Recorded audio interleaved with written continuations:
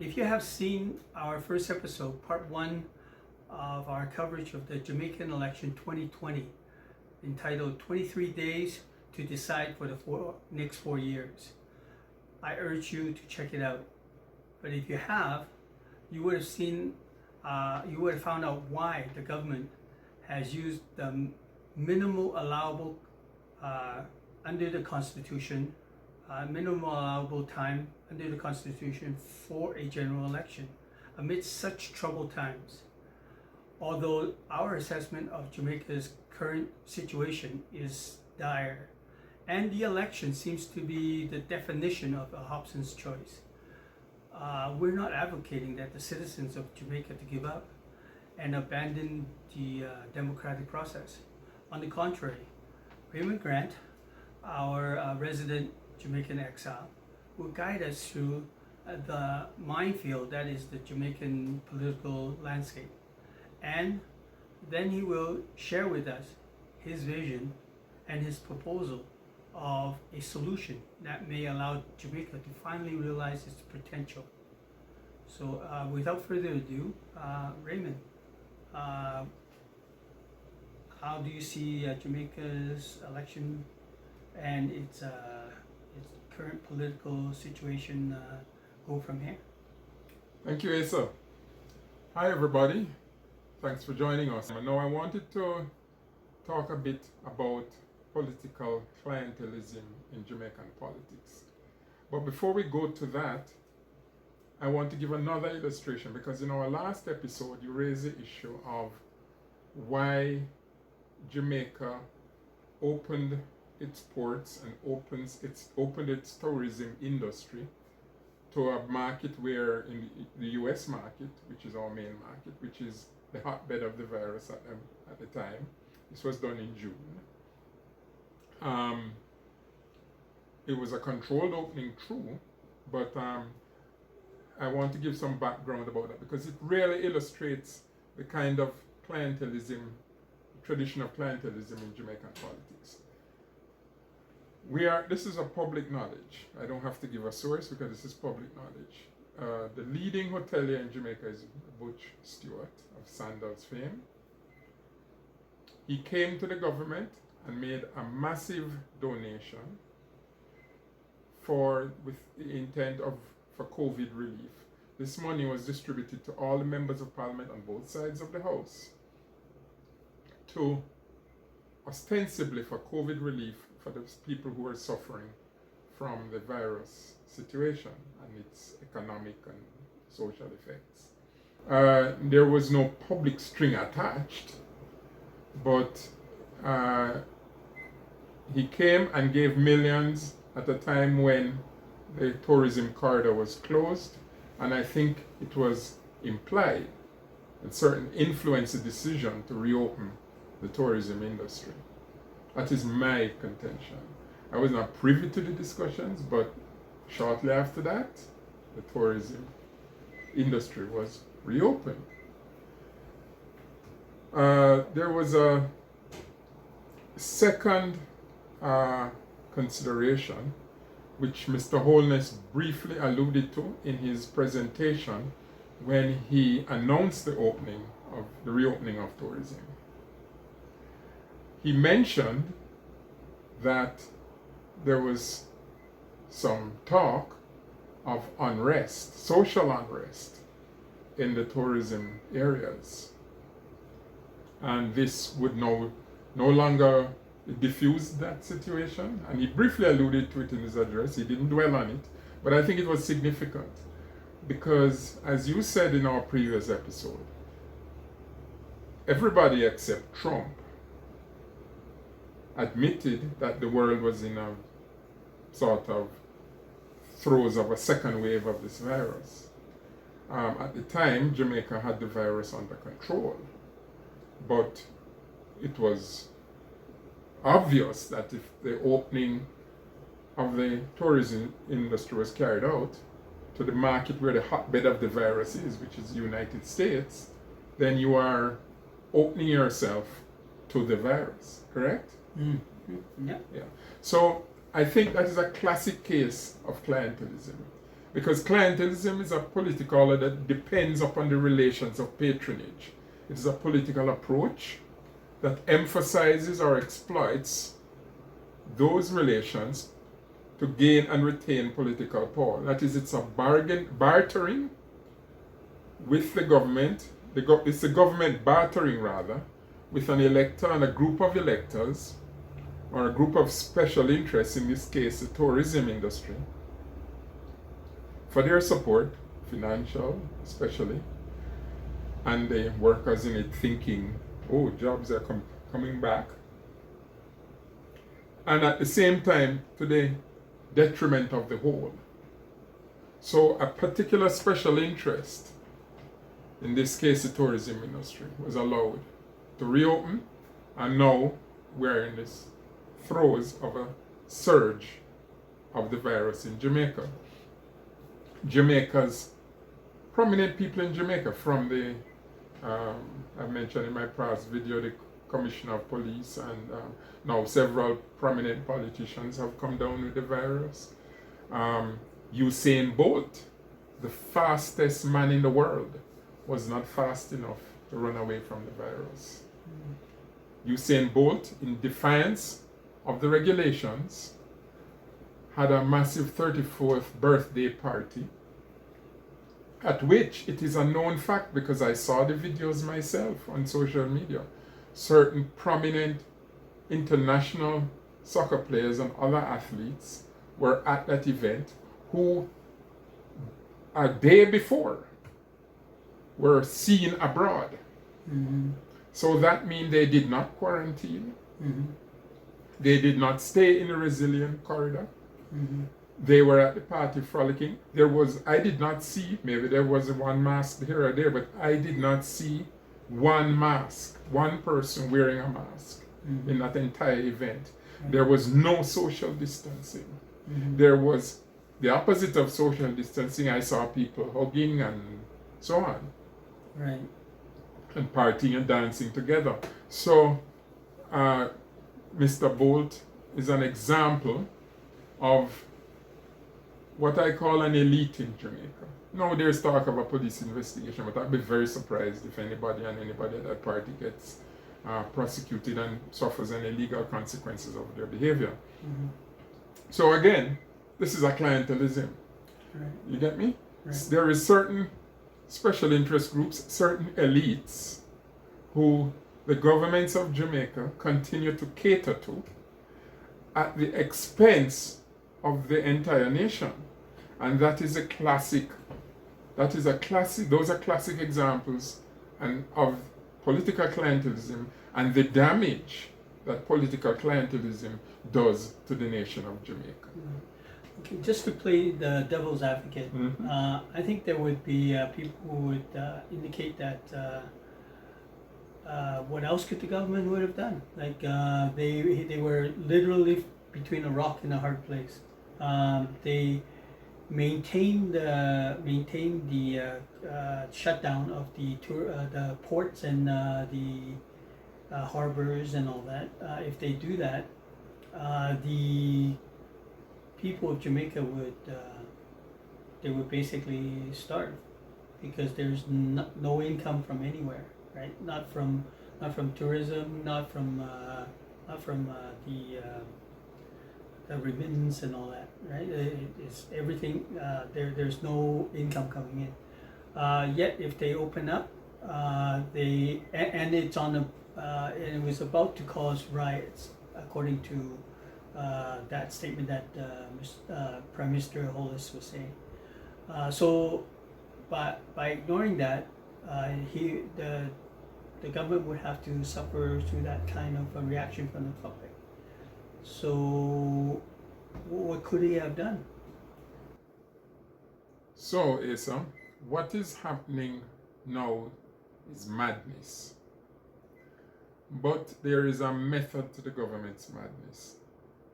Can you tell me what it is?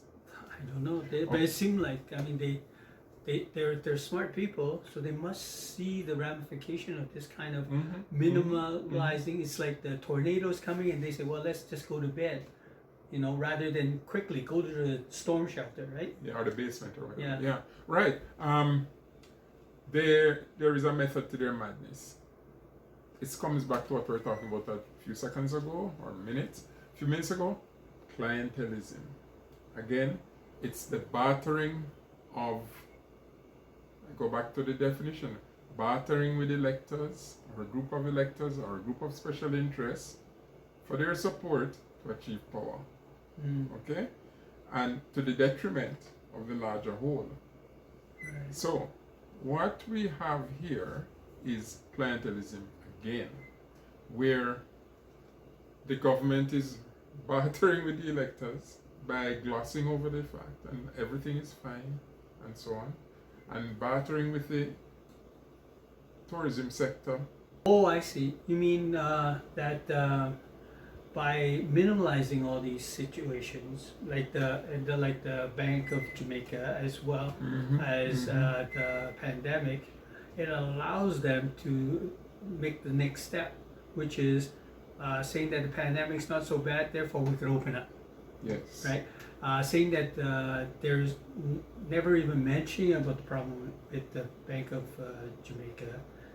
Therefore, call a snap election is only because I'm popular, so I'll get my without get hold of power without having to explain to the people what happened. That I totally miscalculated the severity of this economic tsunami that's coming at us because of the pandemic, and now, we're in a situation where we need to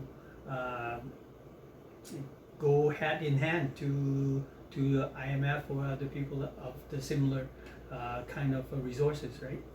So in order for them to facilitate their big special interests, the lobbyists, the big political supporters, they try to tell everything is fine so that they can make these decisions. Exactly. So if the government has the interest of the country as a whole, this is what they need to do. They need to, these are some of the things that they need to be forthcoming, as you mentioned before, the people. They need to lock back down the place.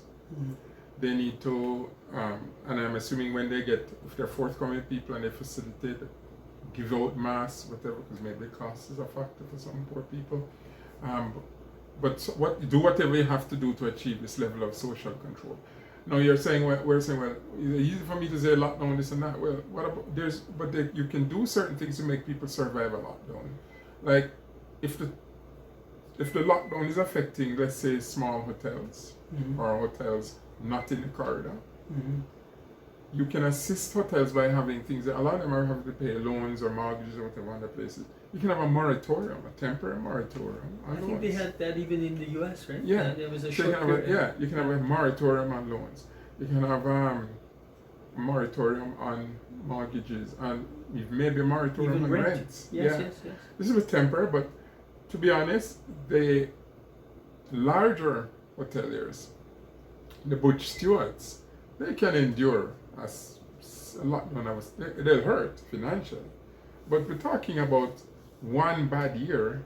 They've been doing well for 20 years. One bad year is not gonna kill the Butch Stewards of the tourism industry. I'm talking the large resorts, the Spanish-owned ones, the Mexican-owned ones, the Butch Stewart-owned ones, the Issa-owned resorts. Those are the big, massive ones. Right. Those won't hurt. They'll hurt. Eh? They'll be in the red. Their balance sheet is fucked for this year. Okay, but they'll survive. But the small properties, they're going to have issues. I don't deny that. You're going to have some kind of welfare, social welfare, for the small attractions and artisans. And sadly, there will be some bankruptcies. Everything is a trade-off in this world. To me, life is supreme. And I don't think we need to be extraordinary, but at the same time, I think 20,000 people dead is not acceptable to most Jamaicans. So I think if a few businesses go bust, it's hard, it's tough, but I think we can minimize the economic damage if certain things are done. Right. I don't think we're going to eliminate it at all. No, there's going to be some people just give up. They say, to hell with it, I can't do this anymore. So be it. But I think that's what needs to be done. And I think if you're forthcoming in the people and they realize the seriousness of the situation and stop, then I think it can be done. So going back to clientelism, so I think we have illustrated how damaging clientelism is. The coronavirus is illustrating and making it so clear how this practice is damaging Jamaica and is now killing people. Mm-hmm. And I think we need to get rid of that tradition. We need to change it. I mean, but how do you get rid of it though? I mean, it seems so obvious in the democratic system. The reason why this kind of phenomena is pervasive is because government needs to be elected, and in order for them to be elected, they have to have financial means for campaigns and so on.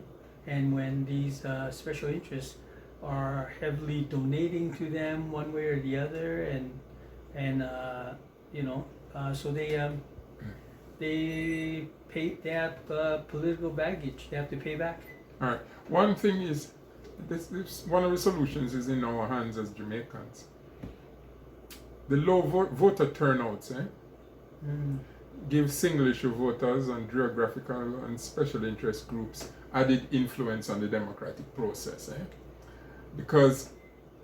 So when you have low voter turnout, that influence is not counterbalanced by voters, the ordinary voters with no special interest, no the ideology, no agenda. You get me? Mm-hmm. In other words, the whole, if you had more people voting, it decreases the influence of the special interest groups. So that's one thing. A second thing is there should be electoral reform, that there should be publicity. I know it's a small island and everybody knows everybody, but there should be, first of all, a cap on the amount of donations. I think and secondly, there should be complete public disclosure, like there is here in Canada, where every penny is publicly accounted for. Right? Mm-hmm. You can know who donated what to who. Mm-hmm. Okay, that is another way to counteract that tradition, as you talk about. Well, I see. So what you're saying is that currently a large percentage of the population don't vote because they figure, well, what's the point, right? There's all this seen and unseen corruption in government. These special interests always get their way. So what's the point of voting? But by not voting, they're actually taking themselves out of the picture. And in fact, if they do making vote, it even worse. If they do vote, and in groups of their special interests, they become the lobbyists, they become the client. So let's say the church groups or the unions all band together, get the votes out, then the politician who is only interest is to get reelected will realize that, oh, my client is not just the resort, tribe who is following me, or the rich tribe. people. Yeah. It's all these other people, because without them I won't get voted in. Exactly. And even if I try to do favors for the big dollar donors, I'm not. If I don't get into power, those donations will disappear also. Yeah. Right? So I'm not calling for a piecemeal approach, like I mentioned, electoral reform and some of the things that can be done there. What needs to be done is a holistic approach, a whole-scale reform, legislative and constitutional reform of Jamaica. And I'm not talking about just removing the Queen here. That's just a symbol. Yeah? I'm talking about fundamental change. I'm talking about removing the first past the post system, because that, again, helps clientelism. You see, when you have a proportional representation, people's vote has more clout. The individual's vote has more clout. Right. So everything has its downsides. There's some downsides to proportional representation too. But I think based on how our traditions are in Jamaica, it would be a good thing to do that. So I'm talking some whole-scale reform, things like the laws of libel. But- which prevent the press from really exposing corrupt politicians and other public servants. Right. Because we have very restrictive libel laws in Jamaica. We need to have libel laws that are more like in tune with the American libel laws, where the media can expose people who are corrupt. And there's things like how the Integrity Commission can't expose who they are investigating, who the politicians are investigating. They're bound, they're gagged. They're gagged, not Yeah. bound, gagged Yeah. from publicizing. Bound and gagged. Yeah. So whereas if Jamaicans had this information, it would have, first of all, people would be resigning right and left, right? Right. As happens here in Canada, we just lost our finance minister. Right. He had to resign because the media exposed his corruption, correct? Yeah. And the Prime Minister Well, it was is in jeopardy too, because some of his corruption, or alleged corruption, one could say, Yeah. I think he has admitted he made a mistake for sure, of judgment, he said. But whether you call it corruption or a mistake in judgment, I think it's semantics. But let's call it a mistake in judgment, as he calls it. That, I don't want to go into the Canadian situation, but it's an illustration of how, because Canada is a more... the media is. Yes, How how important all important this media is, and the media has this independent power. media, It has this power to do this. So there's a number of things that can be done to answer your question. Overall, I think transparency, as the IMF director said in the 30th of last month, she said in their YouTube channel, transparency is a citizen's best friend when it comes to corruption, the issue of corruption. I quote her, support the institutions to be built that are capable of providing a more inclusive opportunity in development. In other words, if there are no inclusive institutions, there is no development. Right. Right? And corruption is a barrier towards development also, and it's been proven in many countries Exactly. that has corruption, and it impedes their growth.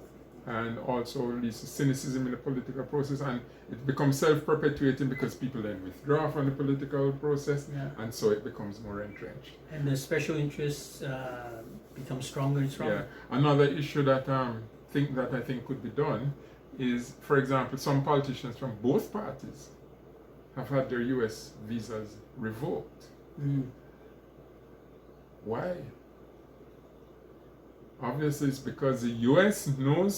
government knows something about those politicians that we don't. Because normally, members of a government and members of parliament qualify for diplomatic visas. I know members of government for sure. I don't know if Yeah. members of the opposition, but I know members of the government for sure Right. qualify for diplomatic visas. So to revoke such a visa is a very serious thing, and it's all been hush hush. Right.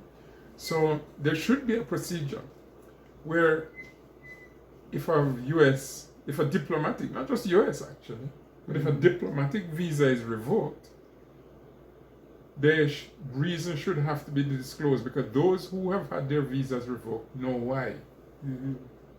So there should be some kind of mechanism that the reasons for that should be More forthcoming. more forthcoming and become public. Right. Coming back to how transparency again, Right. right? So these are some things that can make Jamaica a more transparent society politically. Right. These are public officials. They are not entitled to their privacy when it comes to these things. Right. One important thing I think that needs to be done, and this would require again a constitutional change, is that we, the members of the diaspora, are not allowed to vote. Now Americans, no matter where in the world they are, they can vote. Right. They are committed to democracy. As long as I carry a Jamaican passport. Oh, I'm a okay. dual citizen, so Right. allowed, Canadian dual and Jamaican. I carry a Jamaican passport. I'm a Jamaican citizen. I have a Jamaican driver's license. I have a Jamaican TRN number, tax registration number, and so on. Okay. I can't vote. We in the diaspora are the largest supplier of foreign exchange to the economy of Jamaica. We have no say in the running of Jamaica. I think that is wrong, and I think that needs to be changed. And I think all of these changes require constitutional change. So therefore, there has to be I think Jamaica is facing what I call the tipping point. This virus is going to be the tipping point, I believe, for Jamaica. Maybe I'm going to be wrong, time will tell, but I personally believe this virus is going to be the tipping point. I believe from the beginning, the government made a wrong move. They should have, instead of just taking charge of the situation as a government and thinking that they could have done it alone, I think they should have come to the opposition and formed a bipartisan government, a coalition government, whatever, what they call it in the North, a consensus government, whatever term you want to call it, a government of national unity. This would be temporary. This would Oh, be you mean temporary. like during the World Wars? Exactly. Like Britain, they saw the rise of the Nazis and the conquering of Europe. They came together and worked towards this common goal. The US did the same thing when at Pearl Harbor, when they were attacked by Japan. Mm-hmm. Both parties came together. Mm-hmm. So that is what we are facing in Jamaica, is the equivalent.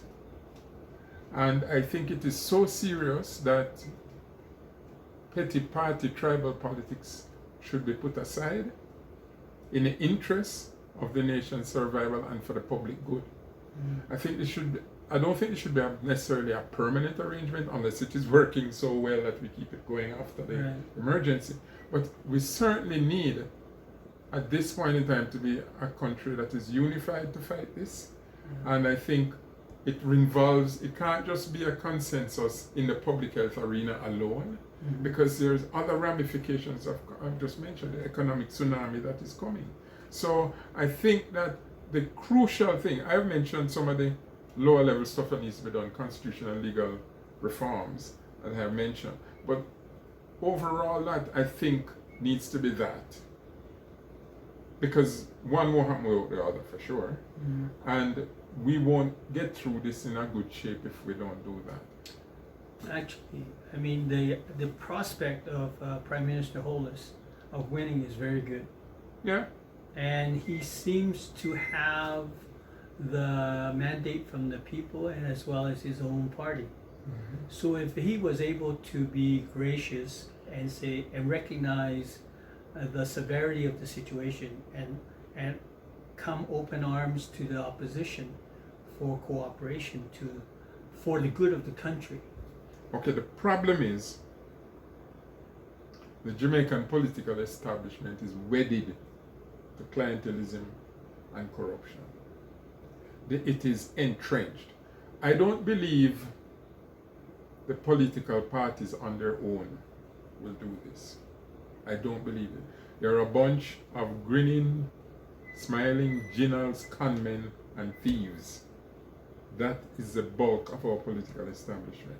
So I think the impetus or the catalyst for this has to come from outside. I am calling for a national consensus. Church groups, the private sector, community organizations and citizens associations, educational organizations, the trade unions, the police, the army. I'm calling for them to form some kind of national consensus, not to run elections and seek power or any crap like that, but to pressure the political establishment and force them, because the private sector pays for the political parties. They finance them, right? That's where the money comes from. So the political support of these parties comes from the various groups I just mentioned in terms of the wider society. So these forces are coming together. Would the corrupt in the party are a minority, a very small minority of Jamaicans, right? There are more of us than them. And they may want to, why I bring the military and the police into this, is they will want to sabotage that process. The leaders of those organizations will come under threat. So these political parties have goons who will kill you at their beck and call. I know. I was one of those persons who was threatened by said goons before I left Jamaica. And it actually has contributed to my leaving Jamaica in a large part. So you can't speak out and threaten the political establishment of Jamaica lightly. You can't do it, take it lightly. We will need the police and the army to back such a movement and to protect the individuals involved and leading it, because I don't trust the political establishment of Jamaica from experience. So in the final analysis, I think the large thing, this is not going to be easy to achieve, but I think there's a saying that you should never make a good crisis go to waste. I think this crisis can go one of two things. It can practically destroy Jamaica, or it can be the catalyst to a better Jamaica, where we and root out all these things we talked about in the political establishment: the clientelism, the corruption, the nepotism, the cronyism, right? Now, that is going to be difficult and it's going to take time. But I believe there's much more of us than them, and if there is this, I'm being a little repetitive here, but I think it's very important. A societal consensus. I left out some groups when I mentioned the national consensus. I don't need to go in there. There's others. There's a small business association, there's the bar association, and so on. A societal consensus is already building in the country about crime. That has a way to go, but a start has been made at the initiative of the private sector organization, the PSOJ. That's a private sector organization of Jamaica, and some of the church leaders. And both parties have signed that to agree as an approach to crime. So it is possible, right? There is consensus about the macroeconomy. Pre-COVID there was, in the sense that we had become fiscally responsible. The government had been forced to be fiscally responsible, really at the point of the IMF gone, because they were in the IMF program. So it is possible to reach societal consensus about anything major in Jamaica. So I think it is this virus could be the catalyst for that. In comparison, this virus and its ramifications to Jamaica's economy and society as a whole is actually greater than any other previous crisis that has come. Exactly. So if they are able to band together and have some kind of consensus, then they would be more likely to be able to solve it rather than fall by the wayside. Yeah. Now, to achieve this consensus, you have to be inclusive and to bring the people on board, and the people have to be aware. So I think we can't put the cart before the horse. The horse in this case being, we're going to have a lot of grassroots education and grassroots political education, not in the partisan sense, but in the civic sense, that people understand. Because if you say clientelism to most Jamaicans, they're like, what? You get me? It's a part of the tradition of our politics. So we're talking about changing traditions here. And in the case, when I said putting the cart before the horse, so you have to have the horse first. The horse needs direction. Who's going to lead the charge? Who's going to ride the horse? In the crime consensus, there was no specific one person as a leader. I don't think we need to go that route, because the leaders of stakeholder organizations just came together and achieved the previous consensus. Right? In the case of the macroeconomic consensus, the various stakeholders in the economy were part of that, and it was led by an organization called EPOC, which is the EPOC. It was the economic something. I forget what the acronym stands for now. But again, it was led by Mr. Michael Lee Chin, who is a senior businessman in Jamaica, Canadian too, actually. And various stakeholders in the economics sector agreed to these macroeconomic rules and fiscal responsibility. Get me? So we don't need to have a specific leader. I think that would be dangerous, and if we're not careful, some charismatic person with dictatorial tendencies take charge in that movement, it could go the wrong way, right? So, especially if he's got the army and the police with him as part of the movement. So that we have to be very careful that this remains something of a group, well, not only grassroots based, but not leader based, leader focused, not leader focused. And this requires a long-term commitment. When I say long-term, I'm not talking centuries here. Fidel Castro took 6 years with very little funding to take over Cuba and change Cuba's direction completely. And that was before social media. My guesstimate is that it could be done in 3 to 4 years, using proper funding from the private sector and the international agencies, and the technology we have today, social media, and the internet and so on. So, and I know there are international agencies, development agencies that would help with something like that, especially on the educational side. So actually what you're calling for is a more well-educated and more aware public. Mm-hmm. Mm-hmm. And once they are more informed, that the goal ahead becomes very clear, and they would not be hoodwinked by any sleight of hand that by any politician or any businessman, and therefore work towards the common good of the future of Jamaica. I'm not a constitutional expert, but my understanding of the Constitution is if both parties combine to do this, we can take the politics out of it. We can avoid a referendum, because if a referendum is going to enter the picture, it's going to become political, it's going to become tribal. You get me? People are going to, because referendums don't elect governments, but what would happen is you may have a situation where a political opportunist may say, well, we don't support this, so vote for us, and split the thing.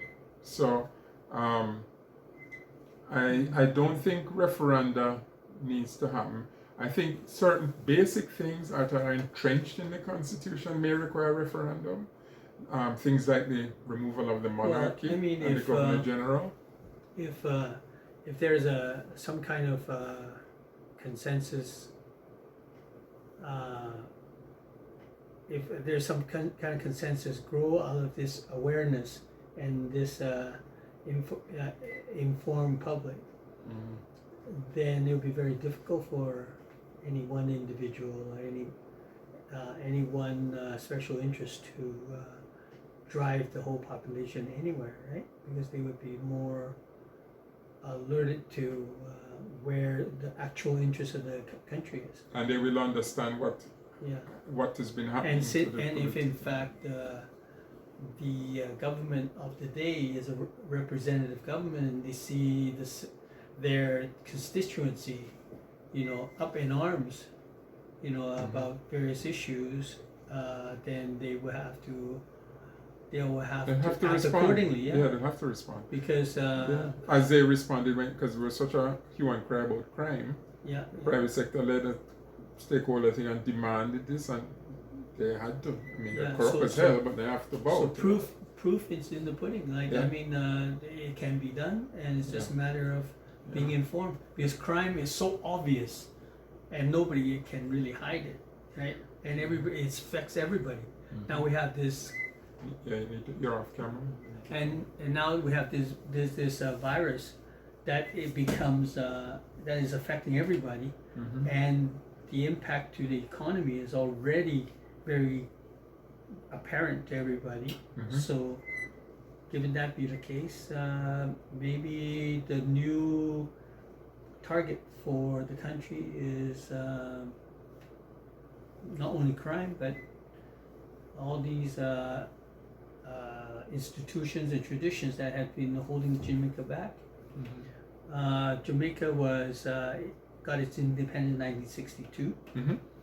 Uh, the 6th of August. Yeah, and for Singapore, another island country, city-state only, much smaller than Jamaica, much less resources, became independent in 1965. And year upon year, Singapore has been voted as, or has been deemed to be one of the most top 10, within the top 10 most competitive countries in the world, and they're rated very highly in terms of low corruption. Mm-hmm. So I think maybe Jamaica could have, use that as as a possible example of directions that they can go. Yeah, we need to get off of this train, this, oh, everything is going to be okay train. Well, in comparison, Jamaica is what, 70, you 58 years, I think. no, but in terms of the rating of corruption. Oh, yeah. According to I have some figures about Transparency International, but just suffice it to say, let me just get those figures for you. Well, the reason I'm bringing up Singapore is I'm not a Singaporean, but I spent about 21 years there, and I was fascinated. So you've seen it firsthand. Yeah, and the thing is, for when you contrast the two, they both became independent around the same time. Mm-hmm. But in terms of direction, Mm-hmm. Singapore had become more diverse as time goes on, whereas Jamaica has become more narrowly focused in their industry. They went from a somewhat diverse economy into basically a single leg economy, as we indicated our last program. And Singapore went from a very narrow economy to become a very diverse country economy. And Singapore went from being not very competitive to be top around the world, and they went from being somewhat muddled politically to one of the most more transparent, in terms of governments is concerned around the world. So I think there's some very strong lessons to be learned from that. According to, there's a map coming up on the screen now. According to Transparency International, as you can see from the map on your screen, Jamaica is ranked as 74th out of 198 countries in terms of corruption. So we're way down. And if you there is also a graph that will come up on your screen now, and that shows that this has been an ongoing problem. The graph is just flat, pretty much.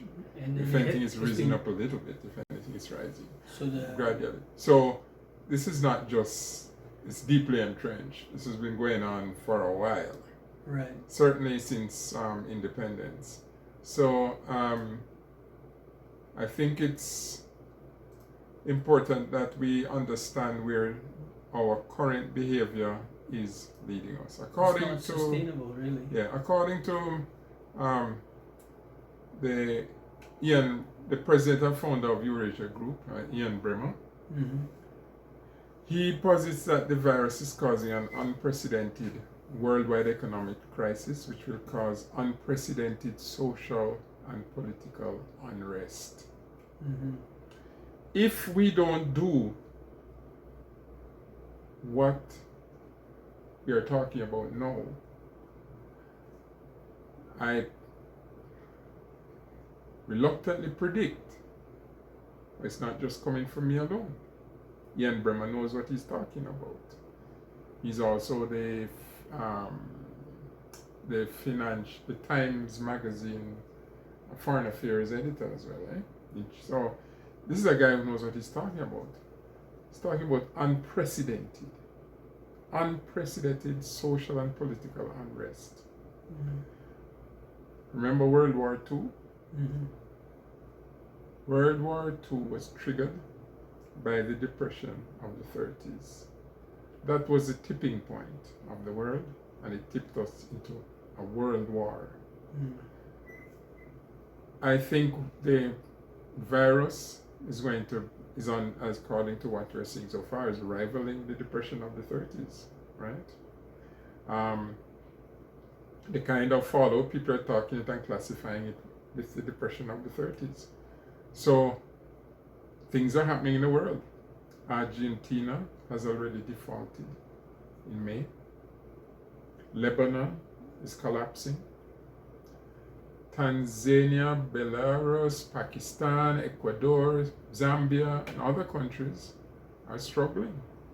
According to the IMF foreign policy expert Ravi Agrawal, on their YouTube program, the IMF YouTube program, The Exchange, just a few days ago, the 30th of July this year. I believe Jamaica might be next. If we don't do some of the do the things that we're talking about on this right now. There are tipping points. Nothing lasts forever. Every situation has a tipping point. Jamaica has been going along, enduring corruption, high crime, nepotism, cronyism, clientelism for decades. But now the virus has come. And the virus crisis and the economic tsunami associated with it, I believe, is going to be the tipping point for Jamaica. After the Great Depression, there was a rise in nationalism around the world as a direct result of the financial, social, and emotional hardships of the Depression, which created the conditions that eventually led to the Second World War. According to Al Jazeera, the media, the coronavirus compares with the Great Depression. And they're talking about the coronavirus and the social and economic impact, right? Yeah. So, nationalist, populist, and extremist leaders and governments could ride the wave of post-coronavirus financial and emotional hardships in the same way they did after the Great Depression. Because you see, there is a real danger that the hardships caused by the coronavirus will lead to authoritarian governments coming into power in many countries, while those already in power become more entrenched. There is a real danger that if the changes we're talking about are not made, who wins the Jamaican election, facing what the economic tsunami and the social and other hardships that are going to come from the virus, may lurch towards authoritarianism. Yeah? Because what happens? Riots start to break out. Mm-hmm. Right? People start to march in the streets. Mm-hmm. Crime starts to skyrocket and so on. And then what you hear them, they declare this, martial law and that and this and that. And you're going down a path where we don't want to go if you're a Democrat or a democratic person. So, the things that you would do, a government which doesn't have the kind of national unity we're talking about, they start to seal off borders. They start to track infected individuals using surveillance technology and restricting people's movements. Those measures can be used for more menacing purposes. Mm-hmm. So the problem with tipping points is that things can tip either way. If Jamaica does not do some of the things we're doing, they can tip backwards. In other words, when you reach a tipping point, you can tip forward or you can tip backwards. The Depression of the 1930s tipped Germany and the rest of the world backward to Hitler. Mm-hmm. With the trigger of the Reich Chancellor fire and so on. Germany tipped backward into Nazism and fascism. The US naval blockade of Japan triggered the Japanese attack at Pearl Harbor and mm-hmm. tipped the US into World War II. Mm-hmm. According to the World Bank, the pandemic is expected to plunge most countries into recession in 2020 and 2021, with per capita income contracting in the largest fraction of countries globally since 1870. Okay? So all the glossing over you're hearing in the Jamaican media, it's bullshit. Some serious economic problems are coming. The economy, we're talking the world economy now. And Jamaica is, remember I said Jamaica is going to be one of the worst hit countries in the region. So this is the world. We're going to be worse than this in Jamaica. The world economy is expected to shrink at an annualized rate of 20% to 30%, matching the worst of the Great Depression rate, which was only 27%. So, and these are figures I'm quoting from CNN, okay? CNN 27th of April 2020. So, according to the IMF weekend read of the 31st July 2020, the world economy has lost over US 12 trillion and counting. They're gone heading to they probably reach 14 trillion by now, because this came out 31st July. So, no, I don't think they're quite to reach 14 trillion yet, but they're on the way, because it's rising. So it's counting. It is my opinion that this virus crisis is going to be the tipping point for many countries, Jamaica included. Jamaica is especially vulnerable. I think we have discussed the whole-scale, holistic approach that needs to be taken to tackle the crisis. And I think in our next episode, we should discuss what such a movement of national unity can do to minimize the impact of the economic tsunami and to sail Jamaica through that and actually bring about a better Jamaica post-COVID. A country with less corruption or no corruption, less clientelism, less nepotism, less cronyism, less crime, and so on, and more prosperity. For the people as a whole, not just an elite and a mercantile class and a tourism moguls and so on. So I think in our next episode, we are going to assume that will happen, or if that happened, where that should go in a sense. We'll look into what are the possibilities. What are the possibilities? Yeah. Exactly. So, exactly. I like to call it, the search for solutions. Right, because like I mentioned, we're not here just to cry fire in a crowded theater. Exactly. Our interest is to point out some very disconcerting trends. That it's like we are watching the Titanic hit the iceberg and trying to ask the captain to turn away. Yeah. I think it is important, though, to cry fire in a crowded theater if there is a real fire, and there is a real fire. Yes. There is a real fire. The world is on fire. Right. And the government is just saying, a few people are saying, is there a fire? The government is saying, oh no, nothing is fire. The place is not on fire. The place is on fire. Okay? Right. Take it from me. And somebody has to call fire, and that's what we're doing right now. Yeah. I think it's a responsible thing to do. People are going to sit and burn. Stretching a metaphor. Well, like our first episode indicated that Jamaica has only one leg. One in four people are employed in tourism and related industries. And tourism is shut down. Exactly. And for the foreseeable future, it's not going to come back. And remittances have risen to 40% of what they were before, but that is because the US and Canada, which are most of those remittances come from, the Jamaican diaspora in those countries, instituted measures to give people, I know in Canada they had the Canada Emergency Relief Benefit. Right. The US had a stimulus thing where they were giving $600 a week or something. Extra US dollars to people and so on. But that's done next month. US and Canada is using that to cushion and delay the economic shock, but hoping that the virus would have been done by now, right? Yeah. But the virus is still here. Right. We know in Canada, certainly we are here in Alberta, it is still an issue and rising, okay? Right. So, and in the US, we know what's happening there. There is on fire. Yeah. You get me? So, not to prolong the agony, but we've called fire, but now we need to direct people to the exits. Mm-hmm. We need to show them the way out. Yeah. I think that's the And responsible thing to we'll do. examine. Right, so we'll leave We'll it do there. some investigation and also to put out some scenarios where that may work towards Jamaica's benefit in the future. So thank you again for watching our presentation, and if you like the information and the sharing, please check the like button, and if you're interested in what we're saying,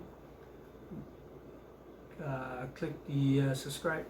And if you have comments feeling one way or the other, we sure love to hear from you. Either you agree or don't disagree, that's fine. We love to engage with anybody who has something to say on the topic, and maybe share with the rest of the viewers. I just want to echo your sentiments quickly to say that I think it's important to emphasize that we're not geniuses here. None of us are rocket scientists. Asa has a background, an academic background in business and so on as worldwide. But we want this to be something inclusive, and we want this to be part of that movement that we're talking about. So do join us in this. Comment, give us your feedback, and maybe we might even be able to, with virtual technology, interview and hear your side of things and what are some of your suggestions. But if not, at least put them in the comments and we can develop them from there. So again, I encourage you, hit that subscribe button. There's a lot more to come. Cheers.